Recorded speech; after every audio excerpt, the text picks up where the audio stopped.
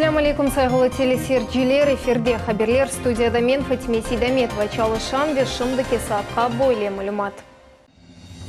Кой ичун яхшылық. Тонометр ве фонендоскоп еріне студент екімлер елеріне боя ве форчы алдылар.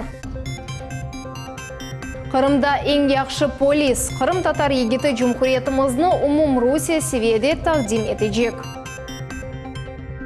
Балаларны қувандырмақ үшін Петровка көңде яны ойын мейданы пейда олды. Кереч политехник колледжде зарар көргенлер веля қолғанларының қорынталарына Қырым акиметі 20 миллион рубледен зияде айырды. Бұақта Жұмхуриетінің малия назиры Ирина Кивеко хабератты. Хария пара топланылығы девам ете, шымдыки вақытта башқа субъектлер тарафындан да дестек көстерілі. Москвада Краснодар живарның мемориетлері инсанларға бедава яшамақ ве кереклерге етіп бармақ үшін ярдым ете. Ең бұйық авиашыркетлерден бірі есе яраланғанларының сөйсупларына Москва шеріне бедава еткізді. Зарар көргенлерінің сайысы енді 70 учке етті. Олардан 49 қаста стационар тедевилевде болуналар. Балаларының жанны құртармақ үшін пайтақтының бала хирургиясы ве травматология кімлері көрешелер. Политехник колледжде оқу жеряны ярын башланжа хама шымдалек тәсіл қысқартылған график бойынша берілежек. Дерслер тек патлавдан зарар көрмеген биналарда башланажақ. Хатырлатамыз дешетлі фажия Кереч политехник колледжінде октябрьның 17-сінде юзберді. 18 яшлы студент Владислав Росляков озу япқан бомбаны ашқанеде патлатты, sonra студентлерні веоджаларны аты пөлдірді. Нетежеде 21 инсан әлі қолды. Жұмхуриетінің назирлер шурасына тазие телеграммалары шымды декелі. 40 күнлік матем себебінден Керечте велден планаштырылған тедбірлер епісі лағу етілді. Газ теменленуі олмағаны мектепнің ағыр вазиеті жамейсе іште қыздыр олмай. Ахмечет районын Керлеут ве Ярылғач кой сәкенлеріні бұл меселелер чоқ еллар девамында ратсызлай. Бұл проблемаларының чезілів елларыны тапмаға Русия Девлет Думасының мебусы Руслан Бальбек ве Девлет Милетлер Ара Мұнасибетлері комитетінің рейсі Ленур Абдураманов паде еттілер. Тәфсілетлар евхамызда. Керлеут мектебі енді 21 елдан берлі талебелеріні қабул ете диварларының чатлақлары сув ақызған таван, бұлар епісі мектепінді чоқтан тамерде мұқтаж олғаныны көстере. Химия, физика фенлері бойынша донатылған сыныфлар ве спортсалон олмағаны себебінден мектеп аккредитациядан кечмеді. Но основной проблемой, как я считаю, как директор, который вызывает у меня основную тревогу, это является необходимость проведения геологических изыскательных работ по геологическому исследованию почвы в районе нашей школы, потому что имеются у нас очень мощные подземные потоки, которые могут оказать негативное влияние, конечно, на нашу школу. Мектеп меселелерінің жедвелі или Русия Девлет Думасының мебусы Руслан Бальбек ве Девлет Милетлер Ара комитетінің рейсі Ленур Абдураманов таныш олдылар. Вот эти проблемы, которые у нас на сегодняшний момент существуют в школе. Девлет Дума мебусы ве Девлет Милетлер Ара комитетінің векілі или Курышевге или Дензияде ерлі сакен топланды. Эсас шикаятлер арасында көйлерге газ кечірілмегені. Но сейчас до сих пор жители нашего села, наших сел на Улямов водопойной живут с мечтой о том, что когда-либо сюда газ проведут. İnsanlar aytalar ki gaz keçirilmesi için devlet şirketi ile anlaşmanı öz paralarına çoktan tizir ediler ama nefaka küçük olğanı sebebinden bunu becermeknin çaresi yok. По плану на 2022 год, для того, чтобы нам выйти за рамки той плановости, которая уже утверждена, необходимо, чтобы со стороны местной администрации была откорректирована проектно-сметная документация. Если до конца года это будет сделано, то в 2019 году, я думаю, мы решим вопрос газификации. Turmuş meselelerini ata musulmanlarının aziz yeri rast keldi. Cami 19. asırның sonunda kurulğanıdı. Divarlar kalın olğanı sebebinden sıcak günlerde bu yerde bulunmak hoş kele, kışta pek soğuk. Kızdırıp geçirmek için 3 fazalı elektrik hattысына koşulmak gerek. Были обозначены два населенных пунктов, где на сегодняшний день обозначены вопросы неподключения, отсутствия электрификации мечети. Поэтому этот же вопрос я сразу взял на контроль и Надеюсь, на следующей неделе, уже предстоящей в рабочем порядке, мы эти вопросы закроем. Афсузки бу ноқтада меселелер екунленмей. Ахмечет районын сәкенлері ақшам сайын нақлиет ярамай қатнағаны елі чекішелер. Бұндан ғайры чоқысы мектеплерде туған қырымтатар тілі кереклі дәрежеде огрен өлмей. Акимет векілері ишандыралар ки эпісі суалер яқын вақытта профиль назерлеклерде бақылajaq. Крымский титан адлы завод бір ярмайлық тоқтаудан соң өз ішіні ғайрыдан башлады. Бұақта Армени базар мемориетнан елбашчысы Василий Тележенко хабератты.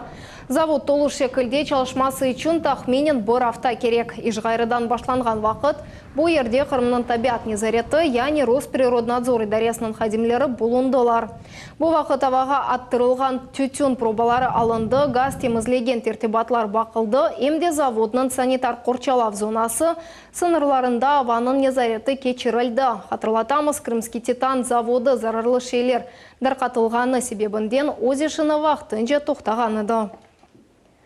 Бүгін Кереч шерінде газ баллон патлады. Қаза саат 12:30-та 2 қатлы евде юзберді. Бұл бинада ерледені тешкелят ерлешеді. Қаза юзберген ерге яңғын құртару қадимлері келіп еттілер. Евелкі малыматқа көре бір адам зарар көрді, 13 адамны тахлие еттілер. При транспортировке газового баллона, по предварительной информации, его уронили. Произошла разгерметизация газового баллона с образованием газовоздушной смеси и последующим ее воспламенением. Работали все экстренные службы города, 2 единицы техники, 8 сотрудников МЧС. Қырым құртарыжылары ярымада сәкенлеріне ве мұсафірлеріне қавсызлық қайдылеріні реайет етмеге чағыралар. Газ қоқысы пейда олған вақы дерал газ берілув. Кранны қапатмақ ве 101 яда 104 телефон номерларына телефон açып, газ қызметінің қадимлеріні чағырмаға керек сынас. Ахмезжетте объездная соқағында әрекет açылды. Енді асфальтның 2 қаты төшелді, бордюрлер ерлештірілді. Сонки асфальт қаты Севастопольская соқағына капиталь тамир екунленген сон, мотихасыслар иле төшледжек. Шымды нақлиет объездная соқағында 2 тарафқа қатнай, ама әрекетнің интенсивлігі юксекдегіл. Шымдыда құртарыжылық техникасы чалыша, yol четлері ве қалдырымлар абаданлаштырыла. Хатырлатамыз, объездная соқағының капиталь тамиры августның сонында башланды. Ахмезжет бусене yollar тамирленуіне федераль бюджеттен тахменен 1,5 миллиард рублей эльде етті. Работа в ночное время сейчас ведется. Не везде, правда, можно делать все работы в ночное время. Из-за, скажем, шумности отдельных, там, трамбовка виброкатками, оно очень сложно с этим. Ну, укладка асфальта, где-то выставка щебня, это можно делать. Это, естественно, укоротит сроки, в общем-то, производства работ. Вот. Но мы стараемся закончить это все до декабря месяца, основные строительные работы, чтобы они попали на какую-то негативную погоду. Бұндан ғайра автанын сонында Севастопольская соқағында әрекет açılajaq. Бұақта бүгін Игорь Лукашов хабератты. Шымдыке вақыт электрик қатыларының ері деніштіріле. Sonra құручылар yolны кенлештірі башлайжақлар. Казлова соқағында да yol тәмері девам ете. Қайдетмек керек ки Қырымның yol башчысы Севастопольская соқағындан Дмитрия Ульянова соқағына же қысымда әрекет açılajағыны илян еткен адам. Добро в село. Бутонруси акциясы Қырымға келіп етті. Тебиетші студентлер койфап ноқталарны зиярет етелер ве али оқу юрта берілген білгілерін амелиятта қуаналар. Күчік мескен ерлерге елға шыққанда тебе аппаратурадан ғайры яшекімлер янларына кіреч боя ве форчы алалар. Сақ районын зерновой көйінде гонолелер иле бізім телевизион тақымымызды болынды. Нефес алувны әшітеміз, кокюс әрекетні көреміз, на бізні дуямыз, бұл инсанның жанны құртара білген сәде схемадыр. Юрек ұрувларны қайтармақ мүмкін мі? Тебиетші студентлер бұны мектеп тәлібелеріне көстерелер. Мы когда выдыхаем, мы должны смотреть на грудную клетку, поднимается ли она.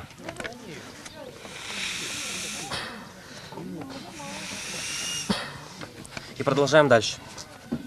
Студентлер өзлерінен огретажи симуляторларны алдылар. Олар янық ачық яралар инсанын әсі жолғанда бірінші тибби ярдым көстермеге огретелер. Ама бұ ерде олар тек экімде гілір, бұ емде яш кувет олар чылыша білелер. Волонтерлар керич ве буя алып келділер. Олар ерлі хастаханелерні абаданлаштырмаға ярдым етелер. Ве бұны өз бойын борчлары деп саялар.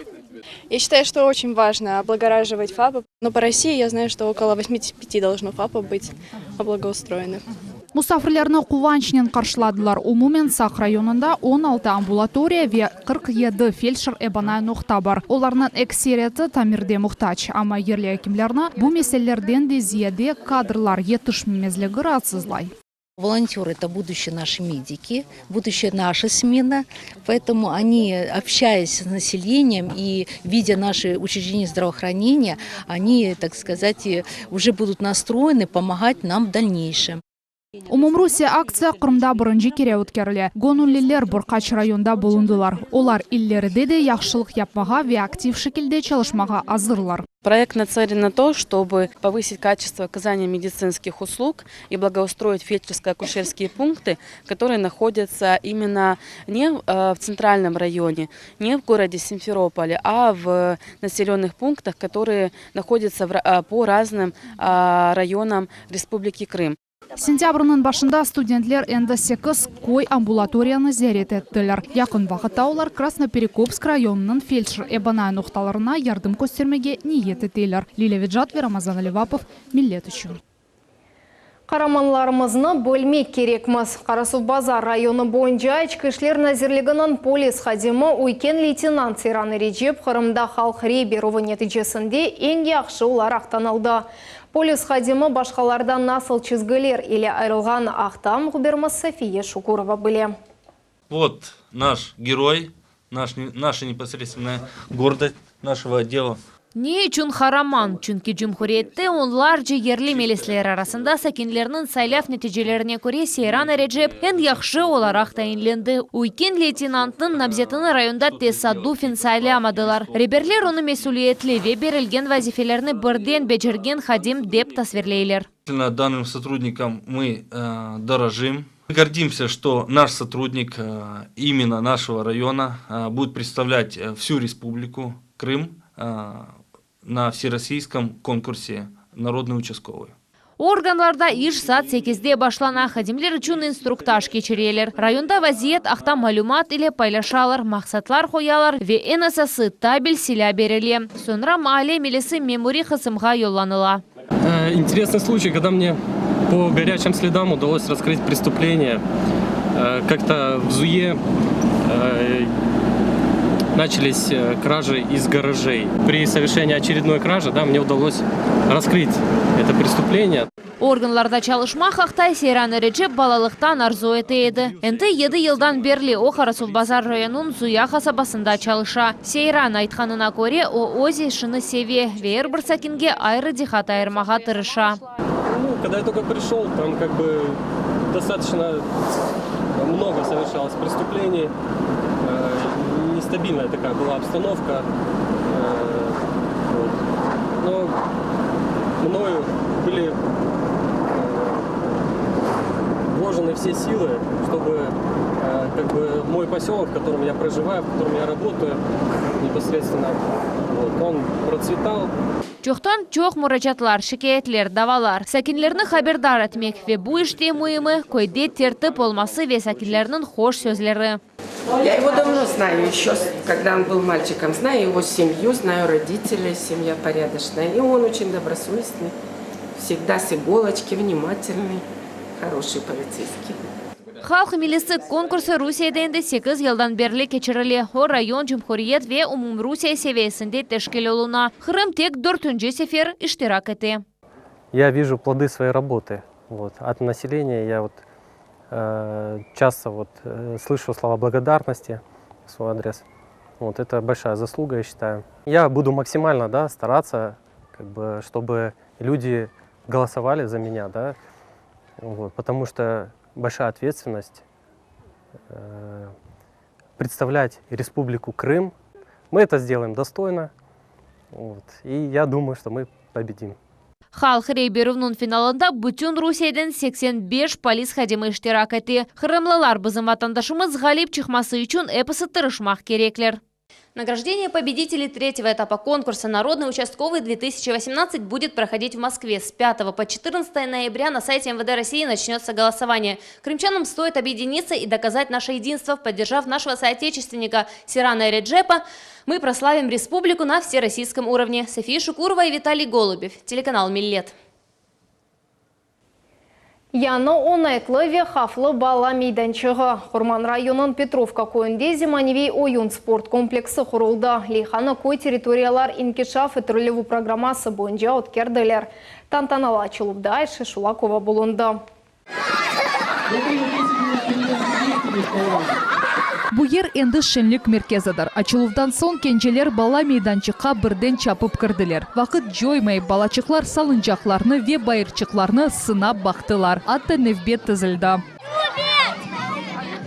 Бұ кишкенелері чон бұйық бақшыш олды. Ескі ерді яны бала мейданчығы пейда олды. Ендіден Оқырман районының Петровка койынды Горького атлы соқағында ерлештірілді. Бұ кичік балалары чон керчектен де қуванч адасыдыр. Большое за эту прекрасную площадку. Мы сюда будем приходить, играться в свободное время. Не будем скучать без дела, сидеть не будем. Мне нравятся качели, потому что они прикольные, на них можно раскачаться. Балалар üçün шенлік, ана бабалар üçün есе ратлық. Петровка бұйық бір койдыр. Ләкин балаларға ойнамақ үшін ерлер аз. Яны комплексның құрыжылығына балалардан да зияды ана бабалар қуваналар. Ендіден кенжелеріле кезмек үшін ер бар. Быстрее нельзя, голова закружится. Бала комплексыны сабырсызлы кенжелер бірден бегенделер. Мында оғланчықлар ве қышчықлар үшін әр шей бар. Салынжақлар, байырлар ве каруселлер. Не могу даже сказать, что. Мне просто все понравилось. Очень сильно. Ойындан тыш территорияда абаданлаштырылды. Ешіл өсімліклер сачылды. Елчықларны чақылнен толдырдылар ве бордюрлерны ерлештірділер. Балалар ойнаған вақытта кой хожалық назирлігінің вегерлі акимиетінің векелері тереклеріні сачалар. Енді бала комплексының территориясыны чечеклерден ғайры яны 10 терек яраштырacak. Средства, которые были потрачены на строительство этой площадки, направлены из федерального бюджета Российской Федерации в рамках государственной программы развития сельского хозяйства и подпрограммы развития сельских территорий. Это очень большая программа, которая работает в Республике Крым с 2014 года. Крымда көйлерінің инкишаф программасы бойынша енді 15 бала мейданчығы açıldı. Ве бұ да ішінің башыдыр. Айша Шулакова, Эрвин Эмиралиев, Миллет үшін. Қырым Федераль университеті Ялта гуманитар педагогика академиясында Русияде шаған халқларының тілері бойынша 8-ші фестиваль өткерілді. Тедбір милетлер бірдемлігіне бағышланды. Студентлер ве ұжалар марузалар азырладылар ве тіл сақланылуының мөмлігі ақта тариф еттілер. Қайдетмелі кешімді Қырым Федераль университетінде дүнияның елім мемлекетінден ұчбенге яқын шетел студенті тәсіл ала. Адетінже фестиваль кечірілігінде Русия Миллетлер Ассамблеясының Қырым бөлігі дестек көстерем. Бұл ассамблея Қырым Федераль университетінің гуманитар педагогика академиясы ile яратылды. Здесь сходятся все представители национальности России. Здесь большой праздник. Фестиваль языков нас сближает и как-то раскрывает культуру народов России. И именно вот в этой академии педагогическом для студентов показывать культуру народов России. И для того, чтобы наше подрастающее поколение видело нашу культуру и значение языков. Қырымда невбетеке футбол ратлық күнлері кечті. Тақымлар Қырым футбол бірлігі премьер-лига чемпионатының 9-ші турында ойын кечірділер. Епсі ойынлар Керич политехник колледжде юз берген фажа нәтижесінде елі қолғанларының қатырасына бағышланған Сукунет дақасындан башланды.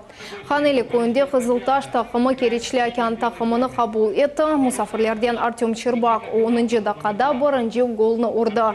Sonra 35-ші дақада ұзақ месафеден Дмитрий Хадарченко жева берді. Екінші таймда екі тақымда мерақлы ойын кечірділер. Ама топ тек бір сефер сеткаға ұрылды. Ойынның 85-ші дақасында Вадим Автаев Сонкеве ең мойым голны ұрды. Нәтижеде Бақчысарайлылар 2-1 есап ile ғалибе қазандылар. Очень приятно, что мой первый гол и принес сразу такую очень важную победу для нашей команды. И я думаю, что у нас все после этой игры, все будет получаться. Не выигрывали давно, и поверьте, они очень хотят выиграть. И из-за этого где-то идет спешка, а спешка это всегда неточные передачи, какой-то брак. И поэтому, наверное, сегодня было очень много брака, особенно в центре поля, в передачах, в линии обороны. Но слава богу, что оно так все закончилось, слава богу, что они собрались. И, в принципе, были у нас моменты, но хорошо, что реализовали. Қызылташның президенті қайдетті ке Бахчисарайлылар мойын вечел бекленілген ғалибені қазандылар. Единственный гол, который был забит в наши ворота, на самом деле является ненужным абсолютно, потому что был организован за счет ошибки наших защитников. Хорошо, что победили, поздравляю всех болельщиков. Я думаю, что это психологически выровняет команду. Надеюсь, в дальнейшем будем делать более уверенные результаты. Шымдалек бұл епсі малюмат саат 21 бұчуқта әсекеледе хаберлер программасына қачырманасы қошмек үзре сағылықнен қалыңыз.